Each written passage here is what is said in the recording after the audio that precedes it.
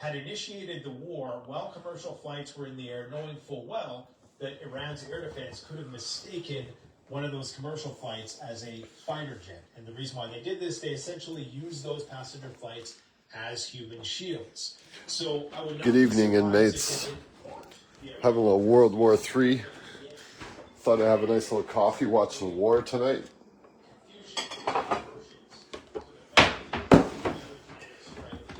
What do you guys think?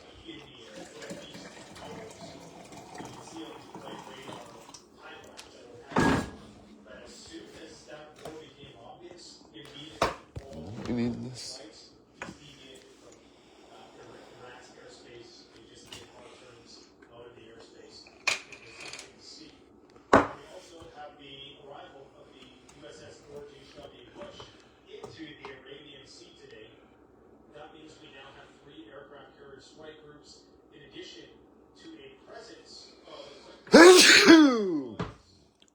Oh.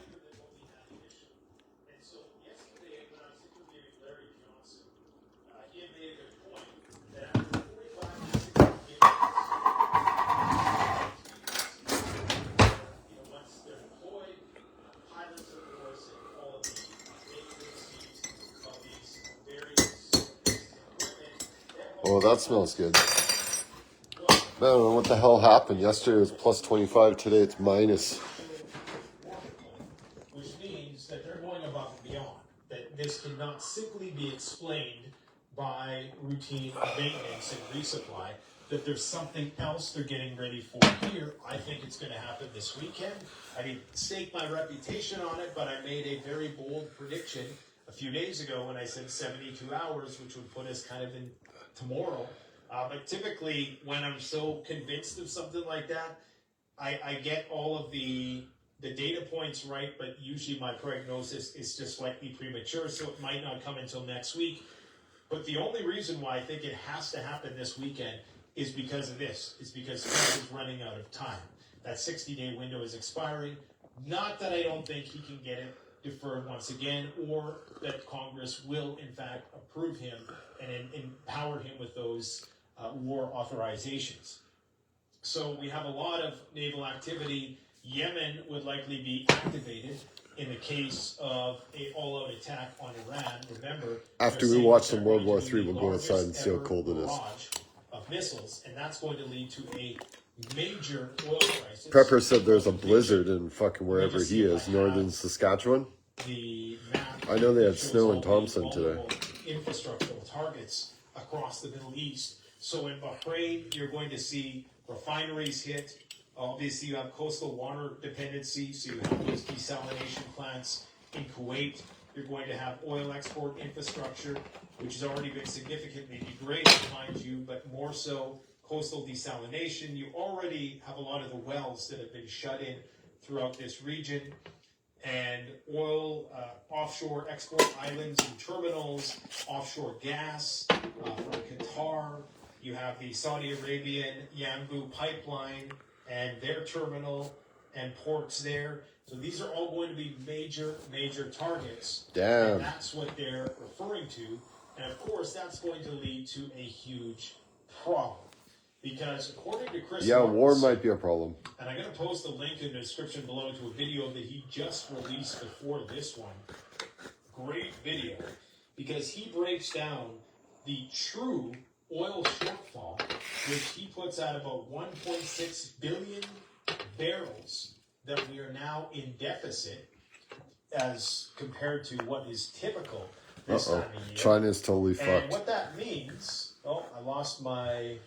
Okay, I wanted to show you basically the deficit in the Hormuz transits, but that's really neither here nor there, okay? Because what you need to know is this, is that GDP and energy use are tightly correlated.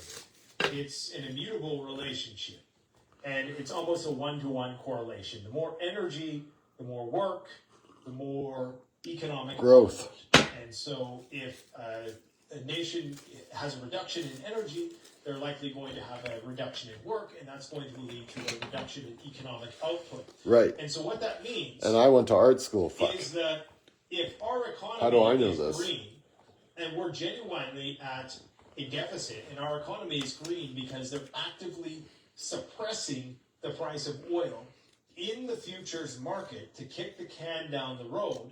This means that demand is staying the same, and this is very problematic.